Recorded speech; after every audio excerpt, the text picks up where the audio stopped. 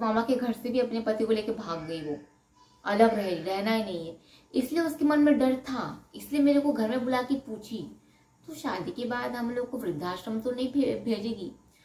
पति को लेके गायब, फरार, एकदम फरार। बिलीव नहीं करेंगे, इन लोगों ने मेरी मम्मी के लिए फेरी वाले से 150 रुपए का साड़ी खरीदा था। आप तो जाएंगे नहीं, एक काम करो, तुम चले जाओ, जाके कम से कम जो तुम्हारी मामी और भाभी आई हुई है उनके लिए एक अच्छी सी साड़ी ले लो, 2-2 हजार की एक अच्छी साड़ी ले लो। और उन लोग को हमने इन्वाइट किया, मैं ये थोड़ी बोलूंगी आप आओगे ना, और आप लोग कितने लोग आ रहे बता दो मेरे को, तो उस हिसाब से मैं खाना बनाऊंगी। ऐसा बताओ, इतना कंजूसी की, जितना पैसा बचा सके, जितना पहले पैसा बचाना भी अलग होता है, मैं क्या ही बताऊं आप लोग को। एवरीवन, कैसा आप सभी, आई होप आप सभी अच्छे होंगे, मैं भी ठीक हूँ। और आज का ब्लॉग ज्यादा लंबा नहीं करूंगी क्योंकि बहुत ज्यादा सर दर्द हो रहा है मुझे पिछले 3 दिन से, दवा खा रही हूँ कंटिन्यू, फिर भी ठीक नहीं हो रहा है। तो स्टोरी स्टार्ट करते हैं। अब मैं चली गई घर, आप लोगों ने देखा होगा शादी को बस कुछ दिन ही बचे थे, और मैं गई थी पति के साथ शॉपिंग करने, और शॉपिंग तो बहुत लग्जरी शॉपिंग हुई थी। आप सभी ने अच्छे कमेंट किए थे। वैसे देखिए, हर किसी का घर का अपना अलग अलग रूल होता है। कुछ में ऐसा होता है कि साथ में शॉपिंग नहीं करते, कुछ में थोड़े फैमिली वाले थोड़े क्लोज होते हैं, कर लेते हैं, वो सबकी अपनी अपनी मतलब घर भर का सिचुएशन रहता है। तो हमने तो कर ली थी। अब शादी को बस 1 हफ्ता बचा हुआ था, तो उस बीच क्या हुआ वो मैं आप लोग से शेयर करने वाली हूँ। और देन आप लोग इसके नेक्स्ट एपिसोड जरूर देखना, मैं उसमें मेरी शादी की फोटोज शेयर करूंगी, क्योंकि मैं उसमें मेरी शादी में क्या हुआ था, बारात को बहुत बड़ी इंसल्ट हुई थी, वो चीजें मैं शेयर करूंगी। बारात को इंसल्ट किया कौन था, उनके खुद के परिवार वाले, क्यों किए, तो भी मैं सब चीज आप लोग से शेयर करूंगी। तो अभी आते एट दैट पॉइंट, इसमें आते। अब क्या हुआ, अब मैं अपने घर चले गई, शादी को सिर्फ और सिर्फ 1 हफ्ते बचे हुए थे। मैं मार्केट में गई, जाके अपना गोल्ड का ज्वेलरी वगैरह मम्मी सब हम लोग देखने लगे, और साड़ी मेरी मम्मी मेरे पहले से खरीद चुकी थी। साड़ी मेरी मम्मी मेरे चॉइस की थी, और जो गोल्ड वगैरह है वो मैं मम्मी के साथ देखने के लिए गई हुई थी। तो यहाँ पे मेरी खरीदारी चल रही थी, लेकिन कंटिन्यू मैं उससे बात कर रही थी, कंटिन्यू। उसने मुझे फोन करके बोला कि हमारे जो रिश्तेदार है, जो भोपाल में कोलकाता में जिन लोग रहते हैं, तो कोलकाता से एक फैमिली आएगी, 2 फैमिली कोलकाता से आएगी और 2 फैमिली भोपाल से आएगी करके। तो फिर मैं बोली, और आपके तो मोहल्ले वाले हैं ही ना बारात के लिए? तो उसने कहा हाँ मोहल्ले वाले हैं बारात के लिए। तो बोली कितने लोग आप लोग आओगे? तो बोला एक बस, एक बड़ा बस, और कम से कम 2-3 कार रहेगा करके। मैं बोली फिर तो ठीक है, मतलब इन्होंने मेरे पापा को शायद बोला था कि 150 लोगों के आसपास इन लोग बाराती आएंगे, 150 लोगों के आसपास, तो 150 लोग सफिशियंट होते बारात में आने के लिए। फिर अब इन लोग क्या किए, इन लोग को देखो इनवाइट करने का तरीका, मोहल्ले में गए, हर घर में जा जाके तू जाएगा ना बारात में, जाएगा ना, हाँ या ना बोल, हम लोग नाम देखो, इनवाइट हमारा काम है, इनवाइट करना है ना। हम जाते हैं, सादर आमंत्रित सबको करते हैं, आइएगा हमारे घर में, पूजा है, बर्थडे है, शादी है, बारात है, इनवाइट करते। कभी ये नहीं बोलते तुम आ रहे हो ना, तुम आओगे ना, तो हम नाम नोट करते, फिर हम लोग इस हिसाब से आगे खाना, मतलब ऐसा कौन करता है? आप पढ़े लिखे लोग हो, वेल बिहेव्ड इसको बोलते, वो इंसान को देखिए, इंसान का बिहेवियर मेन रहता है, ठीक है, बस पढ़ाई लिखाई करने से नहीं होता। अब मैं जाऊंगी, जैसे मान लो मेरी बेटी का बर्थडे था, सबको हमने इनवाइट किया, मैं ये थोड़ी बोलूंगी आप आओगे ना, और आप लोग कितने लोग आ रहे हो बता दो मेरे को, तो उस हिसाब से मैं खाना बनाऊंगी। ऐसा कोई बोलता है? कोई नहीं बोलता। हम जाते हैं, इन्वाइट करके आते हैं, और हमको पता है कि हाँ इस घर से इतने लोग आएंगे और इन लोग आएंगे ही आएंगे, वो हमको पता लग जाता है। अब इन लोगों का नहीं था मोहल्ले में किसी भी लोग से अच्छा रिलेशन, बिल्कुल भी नहीं था। और फिलहाल तो ये सेंटर वाला घर है उनका, और चारों सबसे झगड़ करके रखे हैं। तो फर्स्ट सर्कल को छोड़ के 2nd, 3rd, 4th सर्कल में जा जाके आप अगर बोलोगी आप लोग कितने लोग आ रहे हो, आप आ रहे हो ना, कंफर्म करो। ऐसा करने से कौन आएगा शादी में? कोई आता है? आप बताओ, ऐसा करने से कौन आता है? कोई आता है शादी में? तो उस हिसाब से अब क्या हुआ, जो बारात जो आई है उसमें से जो पैसे हैं ना, वो मेरे पापा ने दिया। बारात जो यहाँ से जाएगी ना, उसका पैसा मेरे पापा ने दिया। इन लोग बोले, पापा ने पूछा था, तो उन्होंने कहा हाँ आपको देना है करके, तो बारात का पैसा पापा ने दिया मेरा। कलेजा चिढ़ जा रहा है मेरा। इतने इतने पैसे पापा ने वेस्ट किया ना, मैं आपको बता नहीं सकती। लेकिन पता है क्या हुआ, अब बता रही हूँ। इनकी कहानी आगे के मैं सब चीजें बताऊंगी। ये घर घर में जा जाके सेम इस तरीके से इनवाइट कर रहे थे। अब आप खुद सोचिए कौन आएगा, कौन आएगा जिस घर में सिर्फ 2 इंसान है, पति और पत्नी। मैं थोड़ा कुछ पर्सनल बात बता रही हूँ। मेरी सास की ना मतलब क्लोज 3 फ्रेंड थी, 3 फ्रेंड जो कि बहुत ज्यादा क्लोज थी, एकदम कलेजा का 3 टुकड़ा कर दो तो तीनों इतनी क्लोज थी। अब मेरी कोई क्लोज फ्रेंड है, मेरी बेस्ट फ्रेंड है, मैं तो बारात में सबको इनवाइट करूंगी, बोलूंगी मेरे घर में आना, कहीं मत जाना। और अगर मेरी शादी में आती है उसके लिए तो मैं सबसे अच्छा स्पेशल साड़ी मैं उसको दूंगी, गिफ्ट करूंगी। होता ही यही, जब हम रिलेटिव्स को दे रहे हैं तो फ्रेंड्स लोग को भी तो देंगे। जैसे मेरी शादी हुई थी तो मेरी मम्मी ने रिश्तेदारों को भी दिया है और मोहल्ले में भी मम्मी साड़ी बांटी थी, ठीक है। तो फ्रेंड्स तो दूर की बात है, सबको साड़ी मिला था। अब बताती हूँ इनकी घर की बात। ये क्या है कि इनकी जो क्लोज फ्रेंड है, बेस्ट फ्रेंड उनकी हो ना, मोहल्ले में एक जगह घूमना चलना फिरना, उन्हीं के साथ रोज शाम को उन्हीं के साथ इवनिंग वॉक करने जाती थी, खाना पीना, पूजा में जाना, मंदिर जाना, सब उनके साथ। बेचारे लोग घर में जो क्या बोलते हैं बारात में सिर्फ अकेले को इनवाइट किया उसको, सुन मेरे बेटे का बारात है, तू बस अकेले आना। कोई सेंस बनता है इस बात का, बताओ। उनको बहुत बुरा लगा वो चीज कि हम सब चीजें हम साथ में बैठ के कर रहे हैं। भाई मैं तो मेरी बेस्ट फ्रेंड के खानदान को इनवाइट कर लेती। हाँ वैसे की भी हूँ, जब मेरी शादी हुई थी तो उसकी पूरे फैमिली वाले सब आए हुए थे, खैर वो तो बाद में बताऊंगी मैं। मतलब बहुत ये लोग इतना कंजूस, एक होता है ना कि चिंदी चोर, एक होता है चिंदी की तरह कंजूसी करना। देखो आपके पास नहीं है, आप अपने हैसियत के हिसाब से सब चीजें कर रहे हो तो वेल एंड गुड, इंसान को अपने हैसियत के हिसाब से ही करना चाहिए। जितना चादर है उतना ही पैर पसारो। मगर आपका चादर 1 एकड़ का है, आप पैर पसार रहे हो 1 सेंटीमीटर का, तो कैसे चलेगा बताओ। इतना कंजूसी की, जितना पैसा बचा सके, जितना पहले पैसा बचाना भी अलग होता है, मैं क्या ही बताऊं आप लोग को। मतलब वो मुझे सब चीजें शेयर करता था, सब चीजें डिस्कस करता था, मैं सुन रही थी और मैं उसकी बातों को हंस रही थी। और इवन ये जो सारी चीजें है ना, मुझे ये आफ्टर शादी के बाद पता चला, जब मैं लोगों से मिलने लगी, जुलने लगी सबसे, सब मुझे पता चला ऐसा ऐसा भी हुआ था क्या, ऐसा ऐसा भी हुआ था क्या। मैं क्योंकि वो सेम चीजें कुछ ना कुछ मेरे साथ भी घट रही थी, अति घट रही थी, और लोग तो मोहल्ले वालों के साथ तो और घटी हुई थी। फिर उसने मुझे बोला, फिर मैं उसको बोली आप लोग शॉपिंग की, आपके तो मामा आ रहे हैं ना। इसके शायद 3 मामा नहीं, इसके 2 मामा आए थे। अच्छा अभी इसके रिलेटिव्स आ चुके थे, रिलेटिव्स में इसके शायद 5 मामा है, 5 मामा में इसके 2 मामा आए हुए थे। और जो सबसे बड़े वाले मामा है, बड़े वाले मामा का बेटा और बहू आए हुए थे। इतने सारे रिलेटिव्स थे मेरे, तो 200-250 पार रिलेटिव्स आ गए थे। इनके बता रही हूँ, इनके सिर्फ 7 रिलेटिव आए थे, ओनली 7 रिलेटिव्स ओनली, तो गिन गिन के, ठीक है।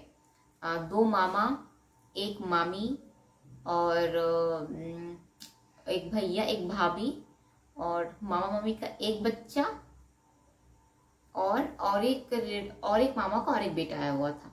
तो बस ये 7 लोग ही आए थे इसके रिलेटिव्स। और फ्रेंड्स में इसके कोई भी नहीं आया हुआ था, मतलब प्राणनाथ के फ्रेंड्स में कोई भी नहीं था। और बस ऑफिस में जो इसके कलीग्स थे बलौदा बाजार के, उसमें से 2 लोग आए हुए थे। और उन लोग भी कब आया था, जब बारात में लोग शायद नहीं थे कि थे, मुझे एग्जैक्टली याद नहीं आ रहा, मुझे वीडियो देखना पड़ेगा, क्योंकि बारात तो मैं देखने नहीं गई थी। मुझे मैं वीडियो देख के ना वो कंफर्म करूंगी नेक्स्ट एपिसोड में, ठीक है। अभी फिलहाल मैं ये, अच्छा मैं शादी में क्यों पहुंच गई, अच्छा मैं फिलहाल अभी तो घर में कौन कर आया वहां पे थी। सिर्फ रिलेटिव में सिर्फ इसके 7 लोग आए हुए थे। तो मैंने उसको कहा कि 7 लोग जब आए हैं तो एक काम करो, तुम्हारे बातों से लग रहा है कि तुम्हारे माँ बाप तो जाएंगे नहीं, एक काम करो तुम चले जाओ, जाके कम से कम जो तुम्हारी मामी और भाभी आई हुई है उनके लिए एक अच्छी सी साड़ी ले लो, 2-2 हजार की एक अच्छी सी साड़ी ले लो। और उन लोग पहली बार आए हैं, ये नहीं कि आ रहे हैं, जिंदगी में पहली बार उन लोग रायपुर आए हैं और इसके घर में आए हैं, पहली बार। इस 30-35 साल में मामी पहली बार आई है, भाभी पहली बार आई है, तो बनता नहीं है कि कम से कम 2-2 हजार की एक साड़ी दो। मैं बोली और बच्ची के लिए कम से कम एक कपड़ा ला लो करके।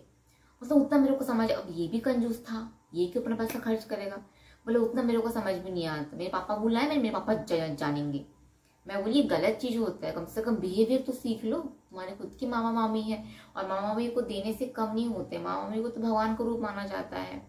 हमारे बंगाली में कहावत है, मामा था कि जय खाने जोम छय ना शे खाने, मतलब आप अगर मामा के साथ हो तो आपकी दुनिया की कोई भी बुरी चीज या बुराई चीज आपको टच तक नहीं कर सकती, बुरा होना तो दूर की बात है। और हमारे हर शुभ काम में मामा लगते ही हैं। जैसे मेरी शादी में मामा कंपल्सरी, मामा को रहना ही है हर चीज में, मामा के थ्रू बहुत सारा काम घर में होता है। तो मैं उसको बोली थी, और उसकी शादी में मामा का लगना एकदम कंपल्सरी था। और मेरे आए थे ना, तो मतलब सबने मुझे गोल्ड ही गिफ्ट किया था। अनफॉर्चुनेटली आगे बताऊंगी क्या हुआ, वो गोल्ड कहाँ है, वो गोल्ड सब बताऊंगी मैं आप लोग को। फिर क्या हुआ, मैं इसको थोड़ा सा बुद्धि देने लगी। अब जरूरी है ना, ताकि उनका मान सम्मान मत खोए, उनकी बुराई मत हो करके। फिर मैं इसको बोली, तुम्हारे घर के पीछे एक दीदी रहती है श्रीवास्तव दीदी करके, मैं बोली वो श्रीवास्तव दीदी तुम्हारे घर में बहुत आती रहती है, तो उनके लिए भी सारे ले लेना 1000-1500 के अंदर। तो बोलती मैं क्यों करूँ, बोलता है मैं क्यों करूँ, तो माँ देखेगी ना। तो मैं बोलती अच्छा। फिर मैं उसको ज्यादा कुछ बोली नहीं।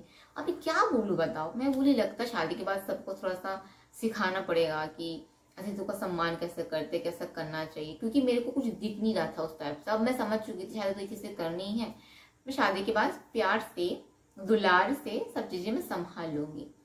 फिर नेक्स्ट डे मुझे बोलता है कि तुम्हारी मम्मी का शादी का जो साड़ी वो पैक कर रहा हो करके।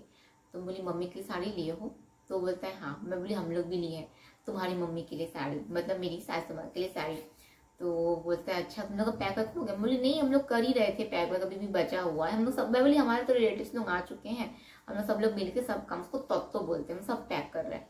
मैं बोली 3 से 5 हजार के बीच में साड़ी है, और वो मेरी मम्मी जो ली थी ना वो टसर ताक था शायद, ये 1 साड़ी, मतलब एग्जैक्टली मुझे इसका रेट ना शायद 4,500 साड़ी का प्राइस था, शायद 4,500 शायद, हाँ वैसे ही कुछ प्राइस था। आपको पता होगा हमारे बंगाली में ताँत की साड़ी पहनते हैं, और वो 4.5 था कि 4 था, मेरे को ना मम्मी से पूछना पड़ेगा। आई थिंक 4 या 7, मुझे को याद था 1 साल पहले, मैं भूल क्यों जा रही हूँ। आई थिंक 4.5 था, जो भी हो याद नहीं आ रहा है मुझे। लेकिन 3,500 के ऊपर था, आई थिंक 4 4.5 ऐसे कुछ था, जो भी था। तो फिर मैं इसको बोली इसके बीच में है और बहुत ब्यूटीफुल साड़ी, ताँत की साड़ी है, और मम्मी पहनेंगी ना मम्मी बहुत सुंदर लगेगी। तो वो बोलता है हाँ मम्मी भी साड़ी वाड़ी ली है, लेकिन उसमें ना थोड़ा सा वो चुप हो गया करके। तो मैं बोली क्यों, क्या हो गया, क्या हो गया बोलो। तो बोलता है कुछ नहीं। तो मैं बोली हम लोग हमारे यहाँ पे फेमस दुकान है जहाँ पे ताँत का साड़ी अच्छा मिलता है, हम लोग सब वही से लाए। तो फिर वो क्या बोला कि तुम्हारी मम्मी को जो मैं, हम लोग ना उसको प्रणामी बोलते हैं, मतलब जब वो बारात लेके मेरे घर में जाएगा तब वो मेरी मम्मी को साड़ी गिफ्ट करेगा, और जब वो मतलब जब मैं उसके घर में घुसूंगी तब मैं उसकी मम्मी को साड़ी दूंगी। इसको बोलते हैं प्रणामी, मतलब मम्मी जी को प्रणाम करके कुछ उपहार स्वरूप देते हैं, तो साड़ी देते हैं। तो हम लोगों ने तो खरीद लिया था, मस्त पैक वैक में हम लोग करके रख दिए थे। अब बिलीव नहीं करेंगे, इन लोगों ने मेरी मम्मी के लिए फेरी वाले से 150 रुपए का साड़ी खरीदा था, 150 रुपए। सोचो मेरी मम्मी को 150 का साड़ी, 150 का साड़ी कोई देता है किसी समधन को, वो भी शायद 200-250 का था, वो फेरी वाले से कम करके, नहीं 150 करो 150 करो। मतलब आप बिलीव नहीं करेंगे, मैं तो आगे शेयर करूंगी स्टोरी, मतलब आगे में जब मेरी शादी वादी हुई ना, जब हम लोग जा रहे थे, मैं स्टोरी शेयर करूंगी ना, ऐसा ना खून खौल उठता है, खून। आप भी सोचते तो खून खौल उठता है। उसमें मेरी आंखों में पट्टी बांधी थी, प्यार की पट्टी। वो सच में नार्सिसिस्ट था, वो मुझे अपने पूरे कब्जे में, पूरा काबू में कर लिया था। मेरे को कुछ समझ भी नहीं आता था अच्छा भला बुरा। अभी मेरे को मोस्टली लोग बोलते थे वो नार्सिसिस्ट था, बोली हाँ अब लग रहा है कि हाँ वो था नार्सिसिस्ट।